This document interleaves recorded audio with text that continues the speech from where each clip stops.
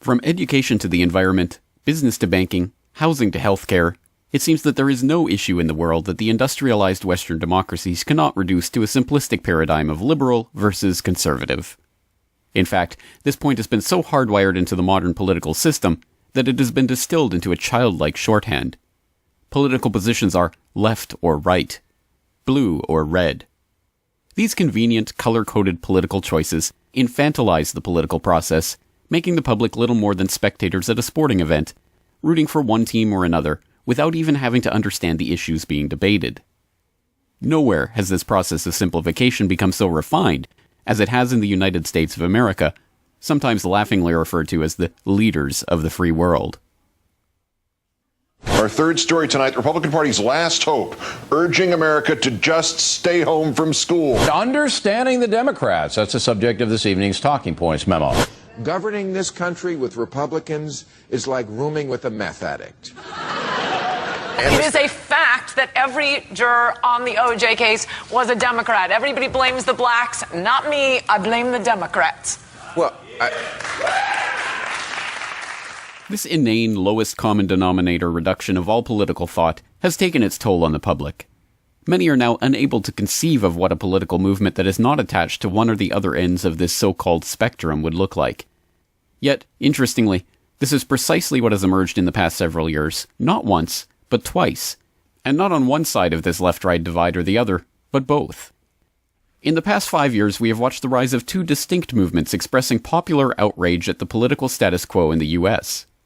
Both movements decried the nexus of power that has developed in the fascistic relationship of big banks and big government. Both movements believed that the bought and paid for politicians have robbed the people of their rights and even their ability to participate in the political process. Both movements believed in mass protest as a way of effecting change in the system. And yet, we are asked to believe that these movements are not only incompatible, but diametrically opposed. According to the corporate press, the Tea Party is a fringe Republican movement that arose out of a desire to move the Republican Party further toward the hard right. Never discussed in mainstream coverage of the group is its actual origins in disgust at the Bush administration's 9/11 cover-up. The first Tea Party event was held in Boston in 2006 and involved throwing copies of the whitewashed 9/11 Commission report into Boston Harbor.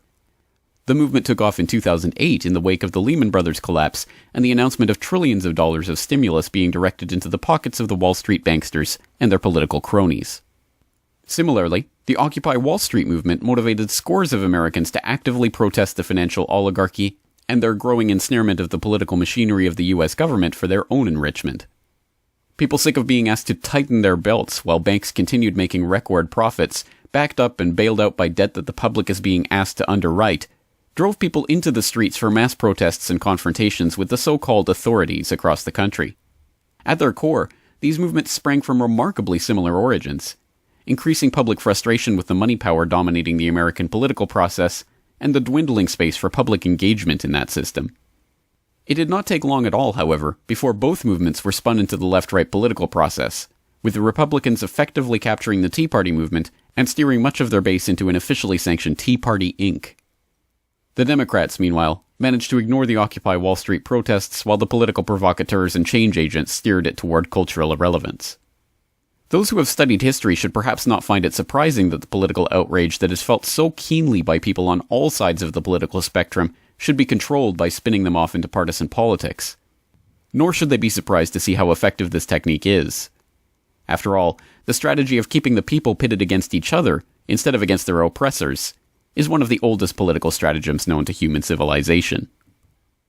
The phrase divide and conquer is attributed to Julius Caesar and has been used by emperors and would-be tyrants ever since. In the Age of Empires, divide and conquer was used to keep the empire's subjects from rebelling against the emperor. The Romans used it to keep their conquered neighbors competing with each other rather than their foreign occupiers. The British used it to keep their colonies squabbling along religious, ethnic, and sectarian grounds so that the Queen and the British East India Company could more effectively exploit them. In the age of the nation-state and with the advent of republican democracy, the strategy necessarily took on a different form. The idea of a left and right wing in politics stems from the earliest days of the French Revolution, when the National Assembly divided into supporters of the king on the president's right and supporters of the revolution on his left. The notion of competing parties within the government was quickly transplanted to the American context, where supporters of Alexander Hamilton united under the Federalist Party, causing Thomas Jefferson to form the Democratic-Republican Party. The creation of political parties was greeted with uneasiness by many, including George Washington himself, who warned of the potential for despotism under such a system in his farewell address. The alternate domination of one faction over another, sharpened by the spirit of revenge, natural to party dissension, which in different ages and countries has perpetrated the most horrid enormities, is itself a frightful despotism. But this leads at length to a more formal and permanent despotism. The disorders and miseries which result gradually incline the minds of men to seek security and repose in the absolute power of an individual, and sooner or later, the chief of some prevailing faction, more able or more fortunate than his competitors, turns this disposition to the purpose of his own elevation, on the ruins of public liberty. Whatever the intentions of the original creators of the Federalist and the Democratic-Republican parties, by the 20th century the American system, supposedly the beacon of democracy for the world, had become hardwired into a two-party duopoly, the Republicans and the Democrats. This was not the result of mere happenstance, but a concerted plan to effect a divide-and-conquer strategy on the population by the moneyed interests that benefit from having the public pitted against each other. The thinking behind this two-party system that was engineered by the banking and financial interests was documented by famed Georgetown historian Carroll Quigley in his landmark work Tragedy and Hope, published in 1966. The argument that the two parties should represent opposed ideals and policies, one perhaps of the right and the other of the left, is a foolish idea, acceptable only to the doctrinaire and academic thinkers. Instead, the two parties should be almost identical, so that the American people can throw the rascals out at any election without leading to any profound or extreme shifts in policy. Late last March, I had the chance to talk to independent news commentator Charlie McGrath of Wide Awake News about this strategy of divide and conquer, and how it functions to keep like-minded people apart on so many issues. Well, I see it as a damning mechanism that is enslaving humanity. I mean, I see it as you and I were talking before we started the program, probably, in my opinion, the most important thing that I can do, the most important issue facing is the separation in our country. And it isn't just the United States, obviously, it's globally, but the ability to divide and conquer is a time-honored tactic in militaries have used, and it works just as well in a political, social, economic, theological landscape. I mean, and doing this for now 4 years, seeing how polarized people are and how they're indoctrinated into one camp or another.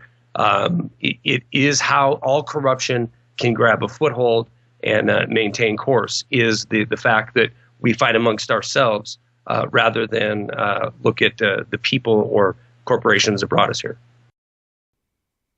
The situation would almost be laughable if it were not so tragic. Having been immersed in the left-right facade their entire lives, many have begun to see the world and those around them through that prism. Either someone is on the same side as they are, or they are the enemy. There is no room for nuance, no subtle distinctions to be made, no room for alliance or cooperation on matters of great import. Perhaps most devastatingly, there is now little room for any analysis of the powers behind the political throne, the oligarchical financial interests that could care less whether this or that president has a D or an R next to their name, whether a prime minister is Labour or Conservative, whether an MEP identifies with the left or the right. Deprived of this understanding of the real nature of political power, the public is truly powerless to identify the real problem at the root of today's political crisis, let alone even begin to address it. It is perhaps ironic, then, that at the end of the day, the supposedly serious commentators, analysts, and talking heads that are paraded in front of the public to comment on this system are little more than buffoons and court jesters, keeping the public entertained and distracted, while some of the most insightful political commentators of our day have been the comedians who have been bold enough to expose this system for what it really is. You don't need a formal conspiracy when interests converge. These people went to the same universities and fraternities. They're on the same boards of directors. They're in the same country clubs. They have like interests. They don't need to call a meeting. They know what's good for them, and they're getting it. And there used to be 7 oil companies. There are now 3. It will soon be 2. The things that matter in this country have been reduced in choice. There are 2 political parties. There are a handful of insurance companies. There are about 6 or 7 information things. But if you want a bagel, there are 23 flavors because you have the illusion. You have the illusion of choice. Right. You don't get the real important choice. There's no freedom of choice. That's a great point. Right. This video is brought to you by the subscribers of BoilingFrogsPost.com. For more information on this and other topics, please go to BoilingFrogsPost.com. For more information and commentary from James Corbett, please go to CorbettReport.com.